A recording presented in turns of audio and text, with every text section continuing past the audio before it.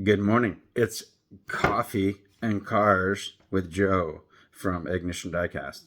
And we got some new inventory this week, some team transports and the off-road series. And I was a little on the fence about this, keeping one of these, because I'm kind of a casual Ford fan. But it is pretty cool, and yeah, the decision was made to keep one. So I'm going to slice it open. I did not slice these ahead of time. I should probably pause the camera because it's kind of tedious, but here we are. The Ford Raptor from the off-road series. There's the focus.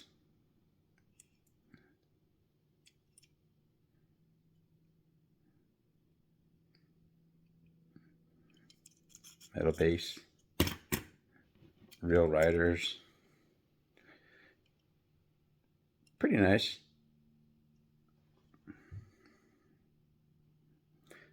And yeah, I don't know what's up with the autofocus. There we go. There's like a sweet spot, and people keep telling me how to fix it and do it, but I think I'm just going to get a new phone before very long. This one is like 3.5 years old. It's a Galaxy S21. And I am going to pause the camera for this one because it takes a minute. Hold on. Okay, here we are. So this is the number 77 team transport. The Audi S4 Quattro with the Fleet Flyer. And a lot of these sets come with the Fleet Flyer. I splitted it already. See? Even pre-split takes a while. So protected. So here's the truck. Cool silver. Audi Sport. It's got good Audi graphics. And these always come with a piece of plastic in the back, which is a little difficult to get out. I'll take it out afterwards. But here's the Fleet Flyer. It's got real riders. These are super nice trucks. And I collect the Team Transport series. Here is the car, the Audi S4. I believe this casting has been around a while. It's the same as the A4, but I don't think they've done any A4s. I personally have owned 3 Audi A4s 1.8Ts, and off the top of my head, I don't know what's in the S4. It might be the 6-cylinder turbo, but I'm not a big fan of turbos on track unless you're like a multi-million-dollar team, because turbos have a tendency to overheat and crack and blow up, implode. So there is that super sexy Audi S4. This is going on my Audi shelf, and it'll probably abandon its hauler on my Team Transport shelf. So yesterday I called this a DBS. I know it's a DB5. When I first saw this casting, I read it as DBS, and that's just in my mind. But trust me, I know that it's a DB5. And an interesting thing about this is the two most recent versions of this Aston Martin DB5 is that it's a very similar, very hard to tell these two apart. This one came in the Fast and Furious 5-pack, and this one was single-carded mainline. And the easiest way to tell is that the Fast and Furious 5-pack comes with a black grille and a black interior, while the single-carded has more of a gray grille and a gray interior. Also, the single-carded has a license plate that says something. I can't remember what it says. And the multi-pack exclusive one has a blank plate.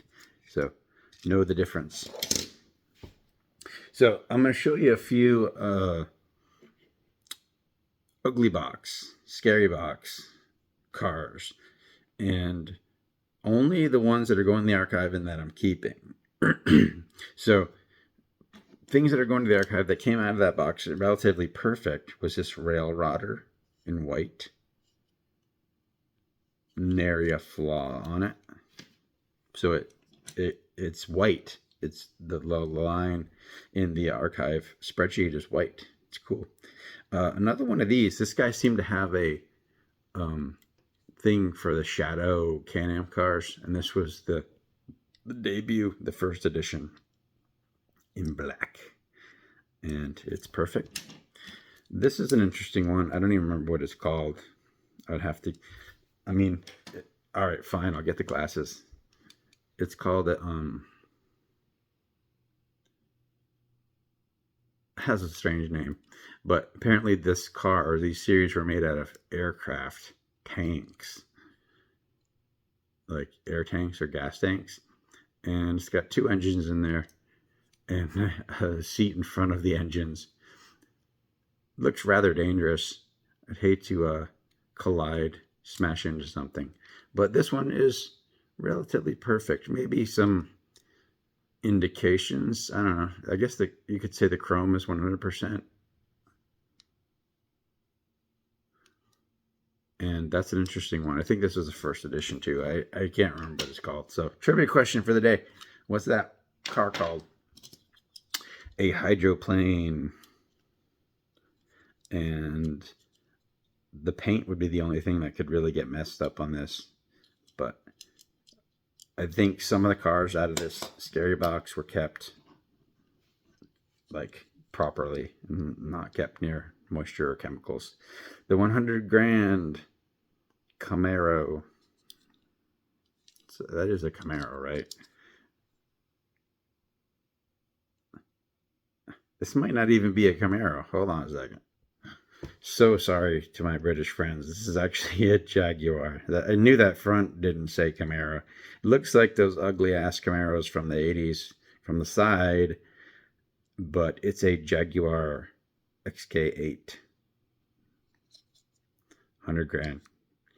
Very nice condition. Going to the archive. And this one I've never seen before. I thought it was there's the car, not the Land Lowrider, but there's a Cadillac something or other. But this is not either one of those. This is a Impala Lowrider in green. So I kind of wanted to keep it because I do collect GM cars and I have a couple Impalas, but we'll let it go to the archive. And this, I believe it's called a Chaparral something or other. And even those lace wheels are fine. Wait, what's... Got a little bit of flaking there. But I'm putting it in the archive. I think they flagged it as green. So if a new one comes along, it'll replace it. But it's good enough for now. And this is a really neat car. It's called a Hyperliner. And the first edition came with the Goodyear Eagles to make it look fast. I mean, it looks fast, and with those wheels, it definitely says fast. But a cool feature of this is there's a little clip on the bottom, and the top comes off, and you can see the roll cage, more of the engine, the cockpit, and clip that in the front, snap it on, and then redo that clip, and you're back as a whole car. And this is in perfect shape, so definitely good enough for the archive. So here's the weird ones that I'm adding to the archive, but I'm flagging as green. I can't remember what this is called, but it is the first edition, and the chrome is completely missing from the wheels. Strange. And nothing is wrong with the paint. It's perfect. It's like, even has the silver logo on the back, but just no chrome on the wheels. Something happened to these wheels. And here is this something by Pop Cycle. Same perfect paint, perfect plastic, no scuffs or scratches, but there's chrome on that wheel, none on that one, and no chrome at all on those wheels.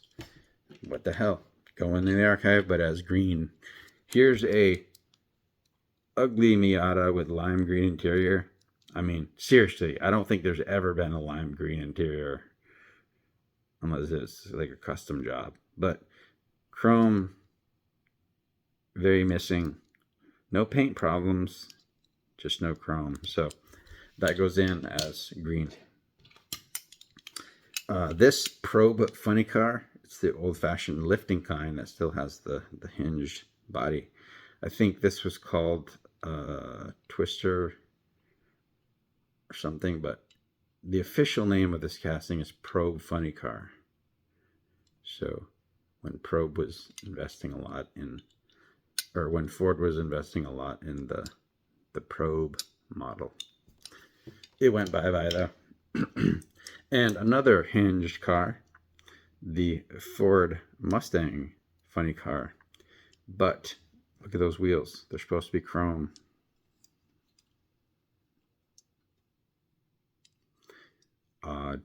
No flaws whatsoever aside from that. So it goes in the archive as green. And there are two that I'm keeping. Another Ford Escort, the Escort Rally or Rally Escort with the plastic wing. That's part of the interior plastic. I don't have this one. We got a black one this year, but it's the retool without that. So now I have I just have just about a full box of Ford Escorts of like 4 different castings. And debut in my little collecting obsession is, I've said this before, but the Surf Crate is a badass vehicle. And this one has a little bit of chrome flaking. Yeah, and that wheel's completely de-chromed. But I like raggedy cars in my personal collection. So this is the first one. I have had the pink one, the Treasure Hunt, but sold it. And there's like an aqua seafoam green one and both 5-pack. That's pretty easy to get. And the new Surf's Up series has a Surf Crate in it. So I think I'm going to go all in. I love this car. Surf Crate. So I will talk to you tomorrow. Open some more off-roads and the next team transport. I know you're excited about that. Later.